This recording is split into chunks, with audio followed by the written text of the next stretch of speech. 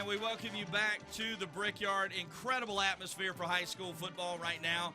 You've got the Burke County Band performing. They're one of the best bands in the state. Right now, though, we've got a special announcement. We're going down on the field. We've got Stephanie French and Savannah Strom. Take it away, ladies. Hey guys, well we certainly do have a big announcement tonight on Football Friday night. I've got Savannah Strom here, our marketing coordinator at Channel 6. Savannah, we've been working hard on this all year long. What's our big announcement tonight? Our big announcement are the rosters for Team South Carolina and Team Georgia on Football Friday night on WJBF News Channel 6 at 11:35. And that's coming up in just a couple months, so what's the exact date for it? January 9th. It's going to be at Lucy Laney Memorial Stadium. And now throughout the season this season, we've been announcing a couple of the players. We've got the coaching staff all set to go. How many more guys do we have coming tonight for that roster? We have, let's see, so we already have 6. We have 4 for Georgia, and we have 2 for South Carolina already picked from our combine in the summer. So in total, we will have 40-man rosters for both South Carolina and Georgia. And now that's not the only thing that we are picking. The applications are due tonight for the cheerleading squad. How does that work? I know you've been working on that all season as well. So this year we decided to make Border Bowl bigger and better than ever by increasing our all-star the all-star aspects of the game to the cheerleading squad. So we're picking 24 member squads for Team Georgia and Team South Carolina from the girls that turn in their applications by midnight tonight. So if you haven't and you know someone who would love to join our squads, please tell them or please get your applications in. And you have been busy all season long. Not just that, but you've been keeping up with the social media, the Border Bowl Instagram, the WJBF Instagram. Tell us about the hashtags we're using for not just Game Night Live and FFN, but for Border Bowl as well. So we've started a new Border Bowl. Every year we hashtag Border Bowl 3 using the number 3 at the end, not the Roman numeral. We do hashtag Team SC, hashtag Team GA, and our newest hashtag is hashtag Border Bowl Fam. And so tonight you're going to find out the newest members of the Border Bowl Fam. Awesome. Well, we are all looking forward to it, and I believe Matt and AB, you guys are looking forward to it just as much. Back up to you. All right, yeah, I can't wait for Border Bowl 3 in January and looking forward to finding out who has made the team. And trust me, more than we're looking forward to it or you're looking forward to it, the players in the CSRA are looking forward to finding out who have been selected to play in that prestigious game. We'll take a break. When we come back, we're going to take a look at the highlights from the first half. We also have stats from Nathan Edwards. It's all coming up when we continue with more of WJBF Sports Game Night Live from the Brickyard in Thomson.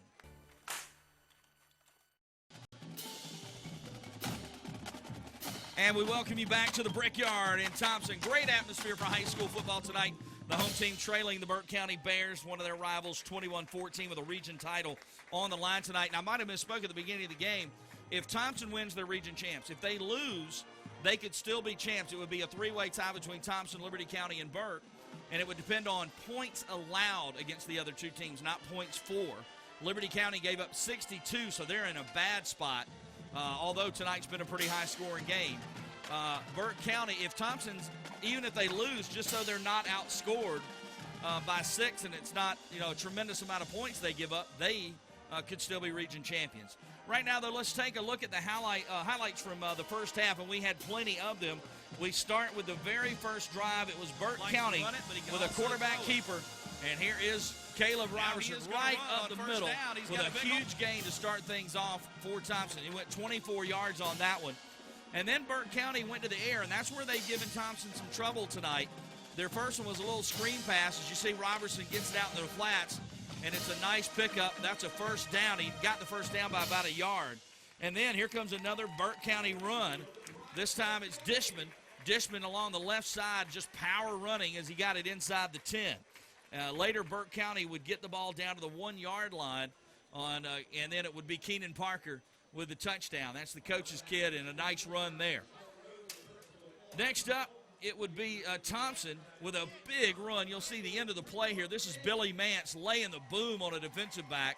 Mance had a huge first half. We'll have his numbers coming up in a moment. And a few plays later, it was Thomson getting in the end zone to tie the game up. And who else? It was Billy Mance, one of his 2 first-half touchdowns. Next up, the defense has kind of flexed their muscle. Burke County got the ball back, and you see Thomson string this play out, and 3 Bulldog defenders, there's the third, coming over to make the play as the defenses came back. Matter of fact, here's another play by Thomson. It was a sack as Sturgis, or this is a play by Burke County. It's a sack as Sturgis was trying to, or check that. This is the play where Sturgis threw the ball, and it was a touchdown. He found a sophomore running back, Braswell. Braswell races into the end zone, but this play was called back. He was across the line of scrimmage when he threw the ball, so that was a no-no. Next up, it was sacked by Thomson here. Nice play defensively, or tackle for a loss, as Dishman was sacked or hit in the backfield. And then this is a big play in the game. Mills riding, coming up after this run. You got a run here by Billy Mance, another big run. He had a number of them, and you see he just lowers that shoulder. But this right here was a big play in the game, and it may be the difference in the game.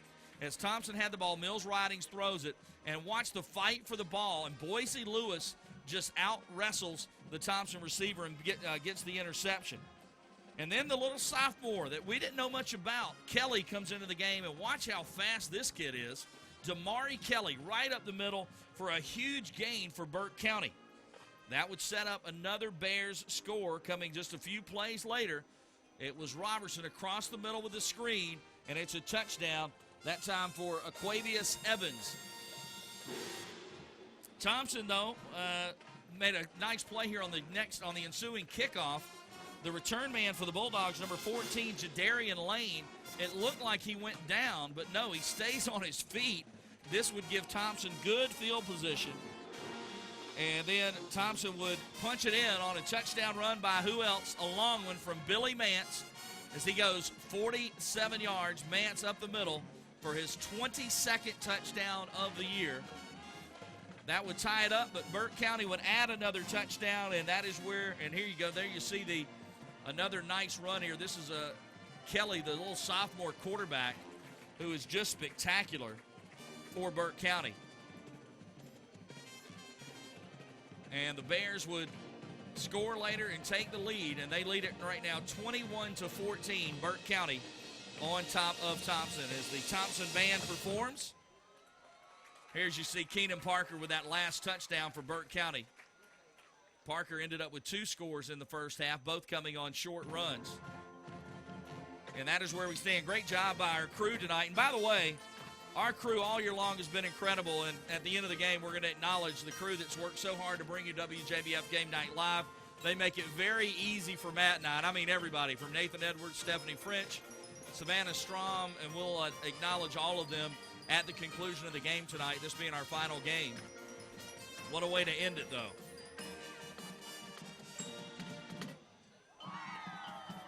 Let's get a look real quick at our first half stats. The team stats first.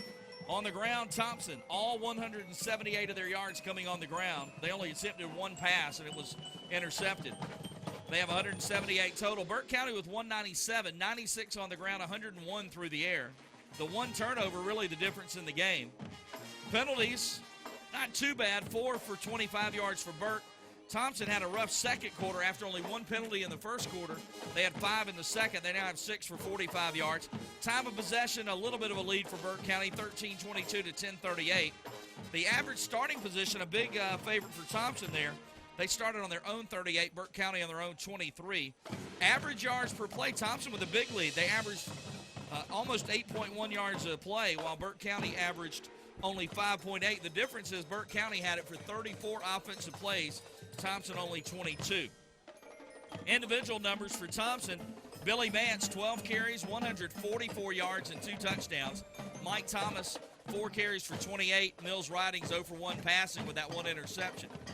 For Burke County, Damari Kelly, the sophomore who just was sensational coming into that first half, 6 carries for 51 yards. Caleb Robertson, 6 carries for 22, but Robertson has hurt him through the air. He's 5 of 6 passing for 101 yards and a touchdown. Steve Dishman, 2 catches for 60 yards, and Aquavius Evans has the 1 touchdown catch. Keenan Parker, by the way, 2 touchdown runs. So that's a look at the stats here for the first half. And Matt, the difference, we've got a turnover, but also Burke County really getting it done in the air with over 100 yards passing. while Thomson has been obviously running the ball with Billy Mance, but I think we're going to have a dogfight in the second half. I don't know what we're going to have, whether it's going to be passing or running, but I think we're going to have a tight ball game. Well, Burke County really set the table early in this game on the first drive, doing both things really well, running the ball, and really just a huge, one I know of, might have been 2 big quarterback runs on the first drive, but most importantly, they were able to stretch the defense out, passing the ball, doing a lot of different things to really show that throughout this game, Thomson, like we talked about in the second quarter, that you almost have to call the perfect defense and get a little bit of help for them in order to get like a turnover or something like that, because, again, you can have the perfect defense call, but they're still able to get a lot of yardage through quarterback runs and then passing the ball. They've also had a lot of big special teams plays this year. Christian Tutt averaging 49 yards a kick return. I imagine Burke County's going to keep it away from him, but Thomson does get the kick to start the second half, so that's something to watch. And, by the way, this is one of the best games in the state tonight. Another great game. Number 1 Northside Warner Robins in Class 5A against number 6 Houston County. Right now, Houston County leading in that game. 21-14, right, Nathan, the score? Houston County on top of number 1 Northside.